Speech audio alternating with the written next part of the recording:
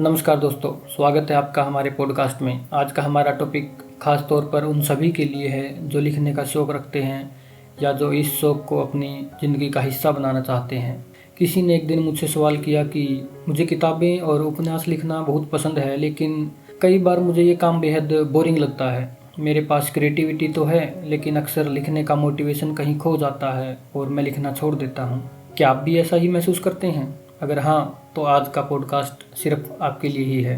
हम बात करेंगे कि कैसे आप अपने लेखन के मोटिवेशन को बनाए रख सकते हैं और किस तरह आप महान लेखकों की ज़िंदगी से प्रेरणा ले सकते हैं। दोस्तों, लिखना एक ऐसी कला है जो आपको अपने भीतर झांकने का मौका देती है, पर जब आप किसी पन्ने पर कलम चलाने बैठते हैं और शब्द आपके दिमाग में ही नहीं आते तो बहुत निराशा होती है। ये सिर्फ आपके साथ ही नहीं, हर लेखक के साथ होता है। आपने हेमिंग्वे का नाम सुना होगा। उन्होंने एक बार कहा था, the first draft of anything is shit. मतलब किसी भी लेखन का पहला ड्राफ्ट कभी भी परफेक्ट नहीं होता। हेमिंग्वे जैसे महान लेखक को भी लेखन में कठिनाइयों का सामना करना पड़ा था, पर उन्होंने कभी हार नहीं मानी। दोस्तों, एक और उदाहरण लेते हैं स्टीवन प्रेसफील्ड का। उनकी किताब द वॉर ऑफ आर्ट। इस किताब में प्रेसफील्ड बताते हैं कि एक क्रिएटिव इंसान को एक रेजिस्टेंस का सामना करना पड़ता है। यह रेजिस्टेंस वो चीज़ है जो आपको लिखने से रोकती है, आपको बहाने बनाने पर मजबूर करती है, पर इस रेजिस्टेंस से लड़ने का एक ही तरीका है, लिखते रहना। प्रेसफील्ड का कहना है कि जब आप इस रेजिस्टेंस पर विजय पा लेते हैं तो आप सच में क्रिएटिव बन जाते हैं, और इस दौरान आपको खुद को याद दिलाते रहना होगा कि आप क्यों लिखना चाहते हैं।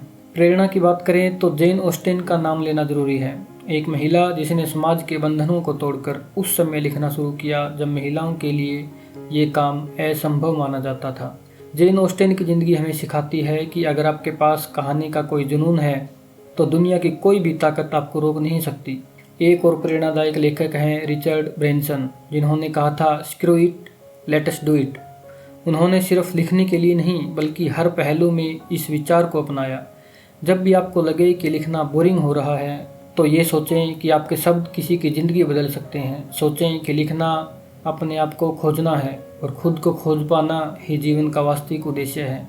टेड टॉक का एक बेहतरीन उदाहरण है यूर इल्यूजिव क्रिएटिव जीनियस, जिसमें एलिजाबेथ गिलबर्ट, जो ईट प्रे एंड लव की लेखिका हैं, उन्होंने बताया कि कैसे उन्होंने अपनी लिखने की प्रेरणा को बनाए रखा। गिलबर्ट कहती हैं कि आप अपनी क्रिएटिविटी को एक अलग इकाई के रूप में देखें जो आपके अंदर नहीं बल्कि आपके आसपास होती है। जब आप ऐसा करते हैं तो लिखना एक जिम्मेदारी से ज़्यादा एक खेल जैसा लगने लगता है।